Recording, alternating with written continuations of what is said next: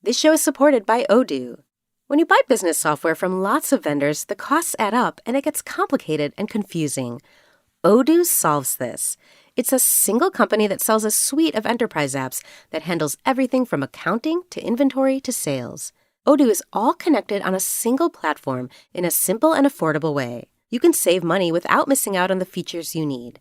Check out Odoo at odoo.com. That's odoo.com.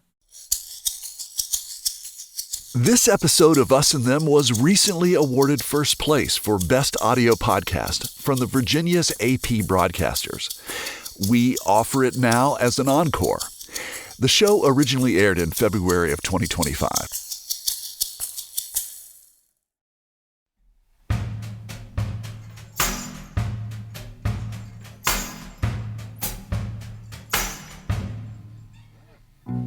Housing in America reflects many us and them divides.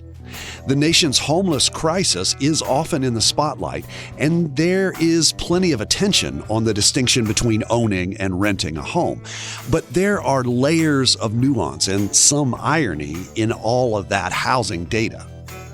Homeownership is one of the most common ways to build wealth, especially for future generations.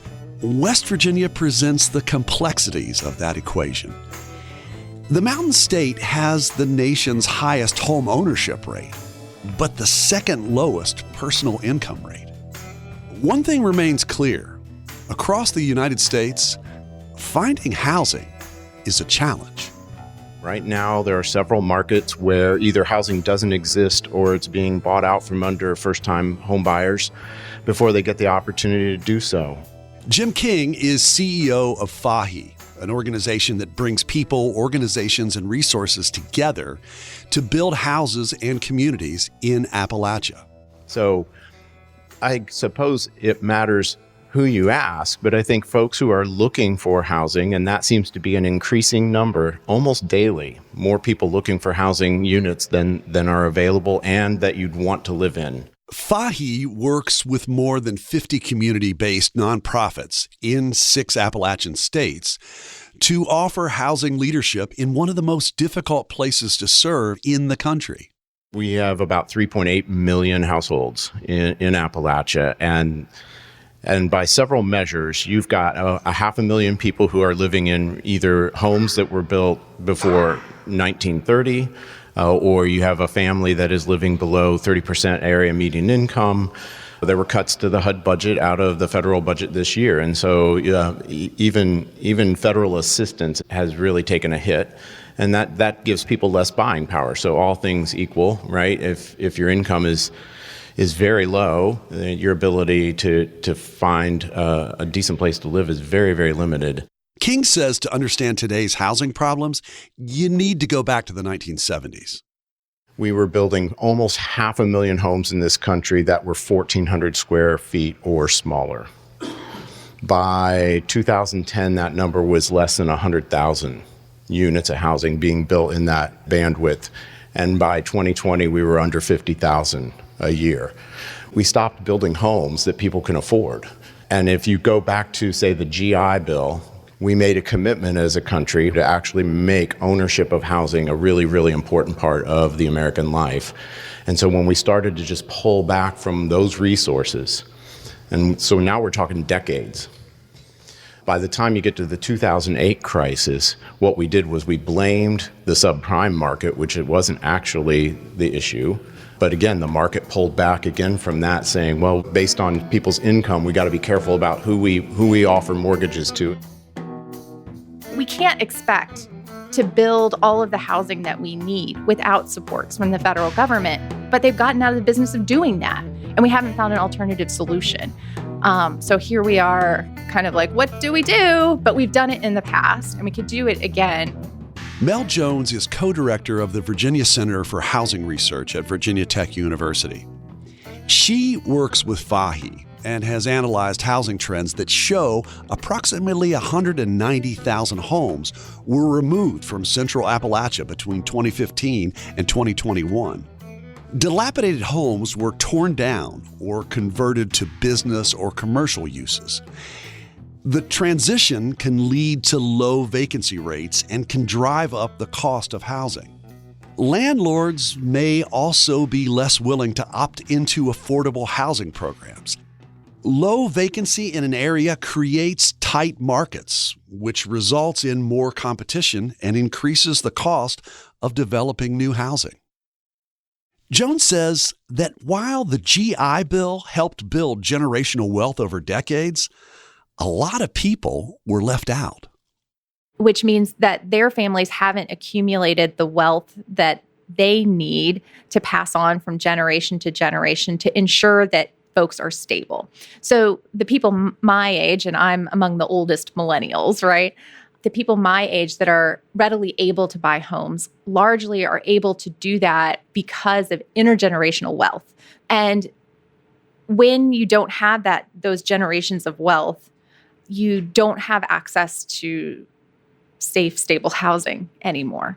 There is this idea that anybody could become homeless at any time. Something, awful could happen. You could have a huge medical expense and lose everything and experience homelessness. And we do hear stories like that. But largely, housing insecurity is related to generations of being left out. And we see that manifest in Appalachia, in those people who are living in these old trailers, and we see it manifest in more urban places, people living in the worst kind of rental housing, a single family home that's not been cared for by the landlord for years and years and years, and they're still paying, large amounts of money, even relative to the rest of the market, to rent that unit. So this does have its roots, I would not say in a political divide, but rather just the way that we set this country on a track for wealth building that didn't include everybody and still doesn't include everybody. It's become an us and them scenario.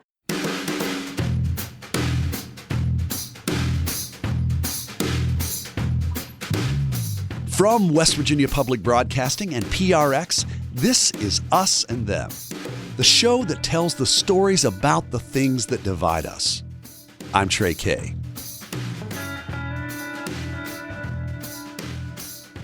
While Appalachia boasts some of the nation's highest rates in homeownership, there's another reality at work. Much of that housing is old and needs repair. In one West Virginia county, 67% of the homes are more than 80 years old, and half rate below normal on standard quality measures. It's another side of the housing crisis that we don't hear about as often. Structures in disrepair, without electricity or running water, that many people call home. A lot of folks have been caring for their home over time themselves. And as they get older, they can't do that anymore. And then they can't find the contractors or afford the contractors to help with that maintenance and upkeep. Water is one of the biggest problems that intrudes in our house and begins to cause it to decay. And when someone sees the leak, but they can't do anything about it, then that quickly becomes a compromised roof, a compromised wall, compromised floor with holes in it. Jones says it's common for rural West Virginians to struggle to maintain their homes, especially as they get older. We're talking about a big problem, right? It's not just those poorest people, right? We're talking about, in many cases, 30% of the population that's struggling with housing issues.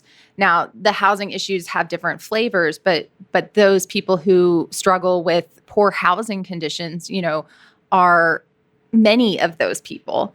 And the issue has become so large because we haven't been able to have incomes keeping up with housing costs since the 70s, And so we've been essentially digging this hole since the 70s and 80s.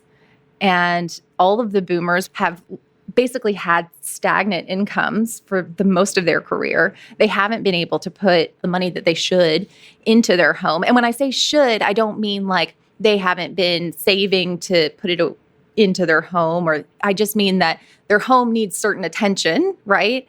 But they haven't had enough income to do that and do the other things that they need to do, like food and clothing and medical care and transportation.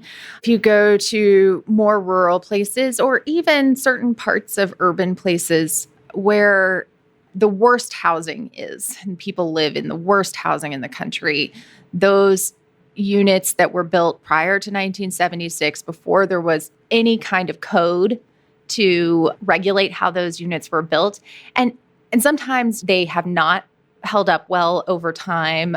They often have dangerous chemicals like formaldehyde that sort of ooze from them in their old age. And then the walls have very little or no insulation. And when those walls fail, people, because they have no other housing option, try to fix it with whatever means they have available, whether that be a tarp left over from some natural disaster somewhere, or something that a neighbor gave them to try to fix the home, or things that they've found along the road, to do the best that they can on an extremely meager income.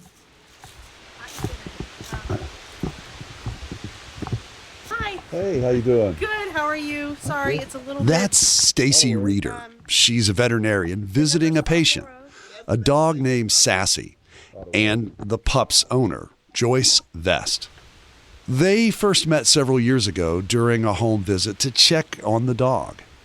That's when Stacy noticed that Joyce was living out of a home that needed some repairs. Joyce says she was living in two trailers that were connected. I had two trailers. I had one trailer in the back of the other. I had them so close together that I could put a roof over and go from one trailer to the other. Joyce Vest lives in Faber, Virginia. She's 76 years old and suffers from emphysema. Joyce didn't have running water or electricity in her trailer, and the walls were damaged by storms. The first time I ever had running water was after they came in and built this house for me and dug that well. And that was about, 8 years ago? Joyce is talking about the Southeast Rural Community Assistance Project, or SEERCAP. The organization provides various programs to homeowners from Delaware to Florida, including septic and well programs, community development projects, and indoor plumbing.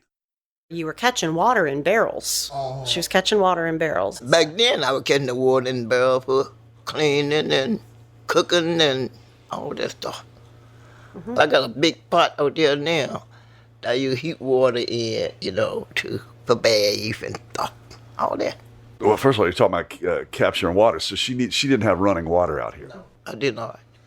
You had two trailers, and then you kind of made a roof yourself, and it sounds like there were tarps. Mm-hmm. That doesn't sound like it would have been very warm in the wintertime. I used wood. I had a flue that I had built in it for heat. Matter of fact, I got my wood stove out there now that I used for having heat in here. Or like I said, in there. Yeah. For sitting there. I had a flue in there. How'd that look to you? Scary, like it was going to catch fire. It always scared me when you started that stove that it was going to... It's been all my life. Yeah. I burned wood and kept warm from that stove all my life. Up until approximately about 6 years ago. Joyce grew up on the land that her new house is built on. The Southeast Rural Community Assistance Project helped to construct that new home she now lives in. Joyce says her father built a previous home for her, but that had to be demolished. Then someone donated two trailers. As I talked with Joyce and Stacy, her veterinarian, we sat in her brand new 2-bedroom home.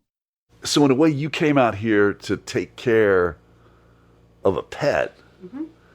to check to see if the living conditions for the pet were doing well. And in many ways, what you found is that they weren't so great for the pet, but also not for the human as well either. Yeah, I just when I came out here, I realized that that's not a way for her to live. And if I could help her, we were going to do so. And so we started searching and looking, and it was a couple years before we had the house. Yeah. But it was just one of those things that was on my heart that I had to do. To be honest with you, I didn't realize people lived like that, like without the electricity and without water. And I'm not sure how she did. But she did. She did. She managed. So it was an eye-opening experience for me.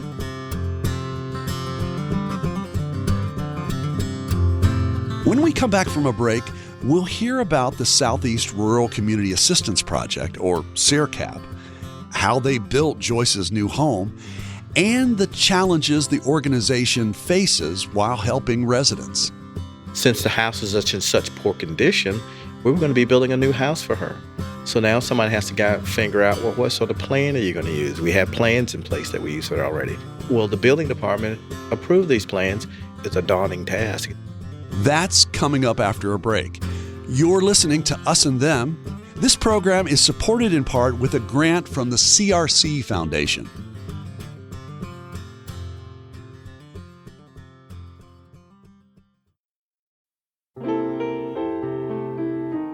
In difficult times, music gives us peace, brings us together, and helps heal us. It calms our nerves and brightens our days. That's why we're bringing you classic episodes of Mountain Stage on air and in our podcast. This is Larry Gross, host of Mountain Stage. Find something that's familiar or brand new and feel the power of live music on our website, mountainstage.org. Hey, this episode of Us and Them was recently honored as Best Audio Podcast by the Virginia's AP Broadcasters. Our show originally aired in February of 2025. Hey, it's Trey, and this is Us and Them from PRX and West Virginia Public Broadcasting. After veterinarian Stacy Reeder saw the condition of Joyce Vest's home, she knew she had to take action. Searches online led her to the Southeast Rural Community Assistance Project, or SERCAP. Kenneth Rogers is a rural housing specialist with the project, and he explains what happens when someone first reaches out for help. The way our triage goes here at our office, Ellen Smith is our housing coordinator, and Ellen will go through a phone screening just to find out their name, their information, which county they live in. And she gets that information because it can vary about the funding sources that we have available to take care of the person's need. And once she gets that information, then she'll send them out an application, and she'll start the process of getting them approved to be in the program. SERCAP helped Joyce Vest enroll in the Indoor Plumbing and Rehabilitation Program, or IPR. It's designed for low to moderate income homeowners who have no indoor plumbing, no potable water, or a failed septic system. In her case, she had no well, she had no indoor bathroom, and she definitely did not have a septic system. So she fit the qualifications for all of the IPR program. And the fact that you have such a program means that must be a common challenge. Yes, it is a common challenge oftentimes because even though people may have had a septic system that was put in 50 years ago, now it's failed or is not doing well, that needs to be abandoned and a new one needs to be in place because the new requirements for water regulations and groundwater contamination, the old system may not work any longer the way that it was before. And if you have somebody that's 70, 80 years old and they've been living in their house for all these years, and suddenly their septic system fails, and now they need to get a new system, and it's an alternative system. The alternative system may be $40,000, and they're living on a fixed income, and they have no way of repairing or fixing or putting in that new system. I asked Kenneth Rogers if Joyce Vest was typical of the clients they see at SERCAP. I would say the severity of her situation was atypical. Most of the clients that we have oftentimes, they may have a house and it may be in reasonably good condition. Hers was really severe in that it was a mobile home. It was something I think somebody had donated to her, so it was in poor condition when she got it. And over the years, the walls just started to deteriorate and fall away, and she didn't have the money or the means to fix it. And by the time we first started working with her and actually got back to her, a windstorm came through and blew away more of the walls and tarps and things that she had. She had a wood stove, and she would go out and chop and cut down her own firewood, and she would cook and heat her food on the top and build a fire in the wood stove, and that's how she lived. I mean, she was essentially modern-day camping, I guess you considered. I mean, she seemed like a frontierswoman. She was. She was a frontierswoman. She actually told us she would go out hunting on occasions and find something to kill, to eat, and she'd bring it home. She'd also garden in the back. She had her own garden. I think she was used to living that way, but I don't think it was a direct choice to live this way. It was she was getting the best that she could for what she could afford and what she could work with. And she had a home, she had the land, and she said, I'm going to make a go of it. This is what I'm going to live in. Though her situation may have been more extreme, Joyce Vest represents many people who live in a home without indoor plumbing or running water. 85 to 90% of the people we're working with are living in poor living conditions because that's all they can afford and all they can get done. We've done work in one county where the gentleman had a nice concrete block home, but there was no water and no sewer, and he had a closet with a plastic bucket in it, and that's what he used for his bathroom. We had a gentleman in that same county who also had a mobile home, and he didn't have any water or bathroom, and nobody ever knew it. He would go down to the fire station, Walmart, other places, use the bathroom, get water, and that's how he lived. And so people tend to learn how to survive, and that's what the people we're working with. They're survivalists. They find a way to survive. They don't necessarily tell anybody about it or bother anybody about it. They just find a way to continue to live. We did another project for a lady up in another county about 2-3 hours from here. She had a relatively nice-looking house, but it did not have an indoor bathroom, and she had what we considered gray water that she'd use for her sink and her shower, and she had a collection system. She had a metal roof, and I asked her, how'd you collect water? She said it would rain for 15 minutes. That would clean off everything. Then I'd turn my diverter valve, and I have a cistern over here in the ground, and that's where I'd catch my rainwater to drink and to live and to eat. These projects take a lot of persistence on the part of the homeowner and the Community Assistance Project. Roger says most of their projects are designed for completion in 60 to 90 days, but more complex cases can take a year or two. We have to collect lots of information from them.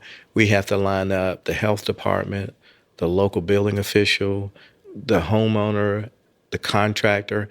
And so we have to be persistent to want to get this project done, because there's some companies or organizations that do something similar to what we do. If they go in and there are some complications, the homeowner's not willing to give them things through email or other things, if they can't make it an easy, quick project, they're not persistent enough to get the people's services. Because I do know that she had talked to other people in the area before about her conditions, but for some reason, they didn't do what they needed to do to make sure she wasn't living in those conditions any longer. But it takes a while, and I could see where somebody might give up. Oh, sure. Both them and us. But it takes persistence on both our parts to get the project done.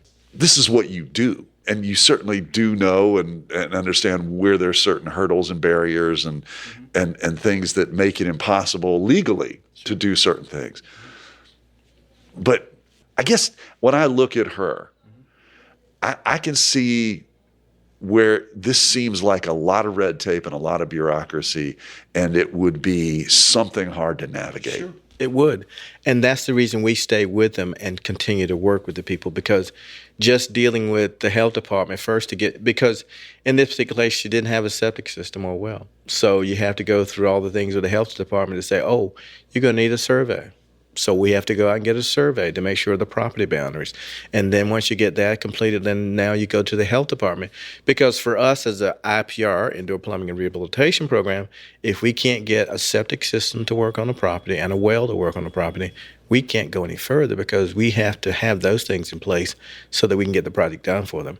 And for the homeowner to go through all these things is a daunting task. It's something that they may never be able to or never even want to do, because it takes quite a bit. And it also takes money. Currently, the health department permits for well and septic is almost $800 just to get that permit to put the well and the septic on the property. And in her particular case, since the house is in such poor condition, we were going to be building a new house for her. So now somebody has to figure out, well, what sort of plan are you going to use? We have plans in place that we use for it already. Okay, so we have the plan. Well, the building department approved these plans, And where will that house need to sit on this lot to make sure it's a certain distance from the well, from the septic system, and from the property boundaries? So all that stuff has to be done up front. I mean, we're literally housing developers on a really, really tight budget. So we get all those things done, and then after that's done, we could very well say, okay, you're ready to get your house built, but now we are actually working, we sign and work with the contracts with the homeowner and the contractor so that we can actually get the house built so that things are done correctly, the building official can sign off on it, and that the homeowners has a wonderful, viable home when we're done there that has no problems or issues. These home improvement projects present a range of challenges. While plans and permits and approvals are essential, nothing happens without the money to pay for it. And the funders for us do have a limit on what we can spend on each one of these houses. So then we have to work to negotiate with the contractor to say, okay, we know you built a house like this down the street for $200,000. We only have $150,000. What do we need to do to get our house to $150,000? Don't people make the argument, it's fine for Joyce Vest to live where she does in a rural location in the country, but it would be more efficient if she were to live maybe at a place where it was a more energy efficient building, that she's with other people? And is it efficient for dollars that would come from SERCAP, et cetera, to help her build a better place to live when maybe that money could be spent more effectively someplace else? Well, I understand your question. I think there are different realms and avenues for affordable housing. We have done some of our projects to where once we interviewed and talked with the family, we told them what they were going through. The best decision for them was, we think we're just going to let our house go and we're going to move to an apartment complex. And we are not so tunnel vision or so pointed in our direction that we're going to build your house whether you like it or not. We're coming in to provide the best housing for them that they want to have. And of course, we're still in America where there's liberty and freedom. And if somebody wants to live out in the rural areas where they are, we're going to make them or help them to stay in the rural areas where they're on their land. But if they decided, I can't keep up with this land, it's too much of a burden, we have worked with some clients who said, okay, we're just going to let this go and we're going to move into an apartment. In many ways, generally speaking, poverty is part of the big problem here. Yes, poverty is a problem. And I guess when we say the word poverty, you might think of somebody that's necessarily what people think as poor. I'm using air quotes there.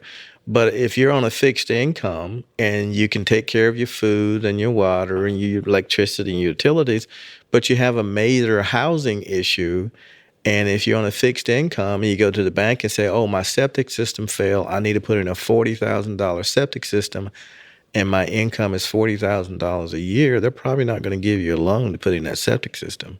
So you may not be considered poverty, but you're on a fixed income and you need a $40,000 septic system to put in. Well, banks aren't really jumping at the bit to loan that because they can't repossess it, they can't take it back. It's just money they're going to give you based on who you know or what they think your credit standing is with the bank.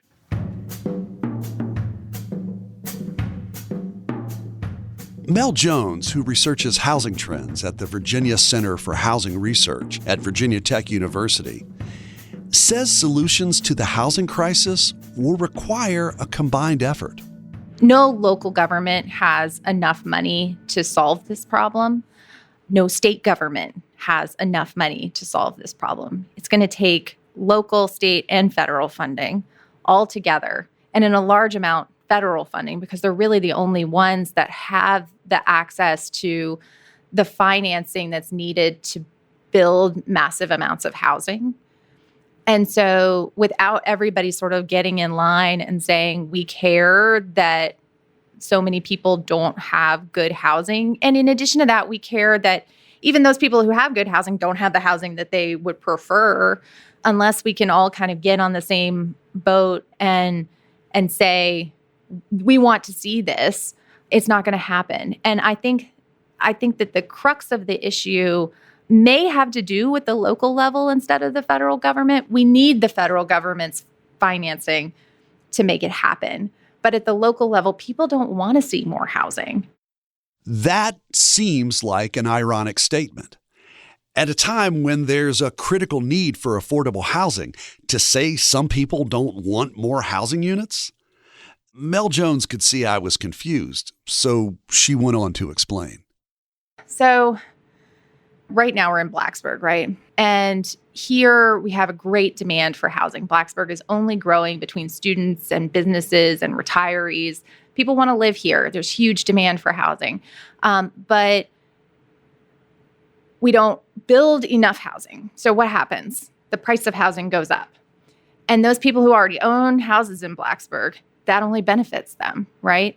I bought my house for $225,000. It's now estimated to be worth $444,000 7 years later, almost doubled in value. And that benefits me, right? That's a huge amount of equity and wealth that I'm building.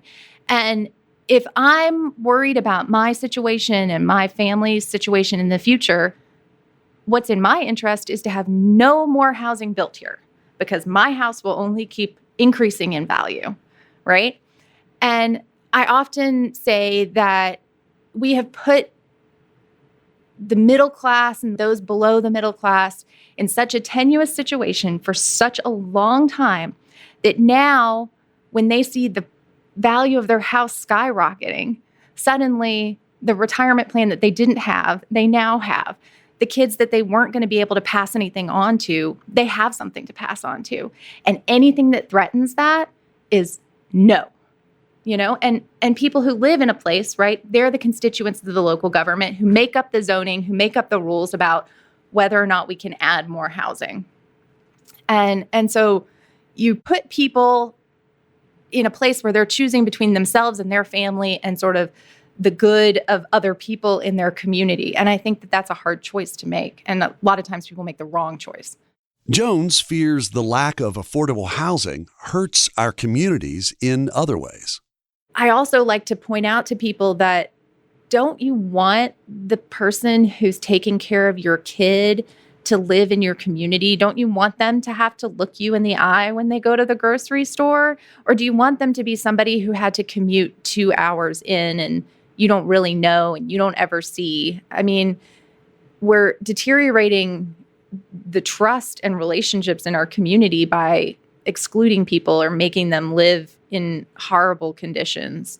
Once you start thinking about it, it seems obvious to provide people with safe, decent housing, whether you are an attorney or a computer programmer or a housing researcher and you happen to have enough money to pay for housing, versus if you're a cashier at the Kroger or the Dollar General or a barista at the Starbucks or a home health aide or a childcare worker and can not afford housing, period. We need all of these people. It would be very hard for many people to go out and get their large incomes without somebody to watch over their children and somebody to make them lunch, somebody to deliver their groceries. And so at some point, everybody just has to realize that if we continue to exclude people and say only people who can afford housing get it, then eventually we will lose the people who take care of our elders or take care of our children. Is there a unique housing challenge in rural Appalachia? I think mainly from the point of view of investment. I just don't think that we attract the investment in housing in Appalachia like we can in some other places. As the economy has shifted, the physical spaces have also shifted, and where people want to live and, where people can make money on their investments in housing has changed, and that's left a lot of parts of West Virginia and Appalachia looking a lot different than they used to. But Trey, just like in Southern Virginia, not part of Appalachia, we used to build a lot of furniture. And we don't do that much there anymore. And so as a result, it looks very similar to Appalachia. And the economic shifts are going to happen no matter what. We have to find a way to be resilient in response to those because things change. And, we have this, in air quotes, free market economy that allows for those shifts. And so we have to be ready for them, right? And we have to help people move along with. We can't just abandon them in a place that has no economic opportunity anymore, nor can we ask them, oh, this housing over there, nobody wants that, go live there, right? Because again, they have no economic opportunity there. And I often say that, if we want to improve our housing situation, we have to do that in lockstep with community development, right? So ultimately, the housing market is something of a chicken and egg situation. You're not going to have people wanting to live there unless there are certain services available. And so you might create a nice house for somebody who's willing to move to Bluefield as is, but then you have to depend on that person and the other people in Bluefield to improve the quality of life there so that you can attract the next few people who, are looking for a little bit different lifestyle. And then you have to build houses for them. And then you have to make it a little better. And then you have to build houses for those next newcomers, and it's really has to be done in tandem.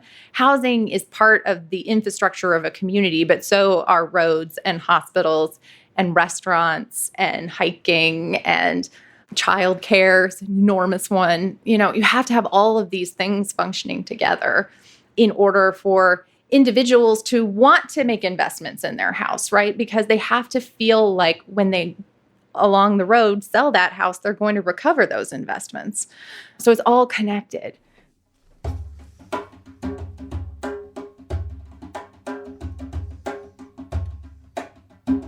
As I talked to Mel Jones and Kenneth Rogers, I thought a lot about what the meaning of home is. It's more than four walls and a roof over your head. It's a place where you make memories and can feel safe.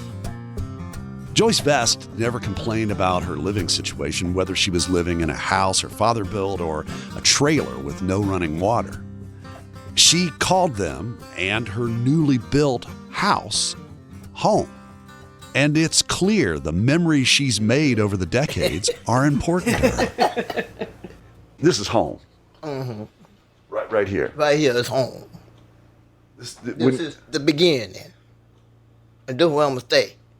If the Lord see fit, this is where I'm be until my time. Till the Lord get with me, this is where I'm be. This is where I first remember my home being, which my father had built years ago. I think I was about 6-7 years old. I moved to D.C., I was in Charlottesville, and this was back home. But this is home. This is home, right here. And this is why you want to be here. Yeah. This is why I want to be here, because this is where I remember a true home. This is where my father built that first house that I remember we lived in, right here on these grounds. Hey, Trey here. Since we first reported this story in 2025, here are some updates on the people we met. Jim King remains CEO of FAHI. The organization continues its work across Appalachia with a growing focus on connecting rural communities to investment opportunities and resources. Mel Jones is still co-director of the Virginia Center for Housing Research at Virginia Tech University. She says housing is a more prominent national issue with potential federal legislation that could impact rural communities. But she says high interest rates continue to slow progress.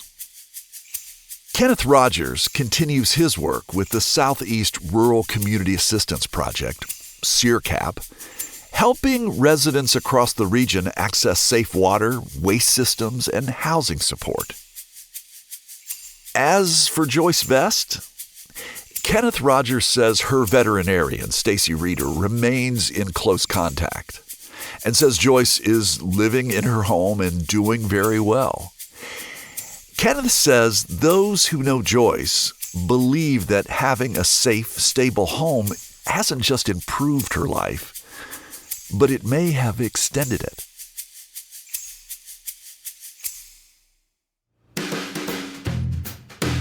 For many people in Appalachia, home is a place to make memories. But it also may be a place that's in need of repair. There are scores of nonprofit organizations and church groups that work to help make improvements. But creating affordable housing from older structures takes time and resources that can be in short supply. However, it's a critical step to help homeowners and their communities thrive. You've been listening to Us and Them.